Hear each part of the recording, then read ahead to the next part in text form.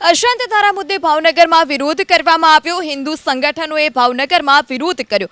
ભાવનગર પૂર્વના મોટાભાગના વિસ્તારમાં અશાંત ધારો લાગુ કરાયો છે. હિન્દુ સોસાયટીઓમાં અન્ય ધર્મના લોકોને મકાન લેવું હોય તો કાયદાકીય મંજૂરી લેવી પડે છે, જ્યારે એક મકાન માલિકે પરવાનગી વગર એક વ્યક્તિને મકાન ભાડે આપી દીધું. અને આ વાતની જાણ થતાં જ મોડી રાત્રે હિન્દુ સમાજના આગેવાનો એકઠા થયા અને હોબાળો મચાવ્યો. ઘટનાની જાણ થતાં જ પોલીસ પણ સ્થળ પર દોડી આવી હતી અને મામલો શાંત પાડવાની કોશિશ કરી. અશાંત ધારા મુદ્દે ભાવનગરમાં વિરોધ કરવામાં આવ્યો. હિન્દુ સંગઠનોએ ભાવનગરમાં વિરોધ કર્યો. ભાવનગર પૂર્વના મોટાભાગના વિસ્તારમાં અશાંત ધારો લાગુ કરાયો છે.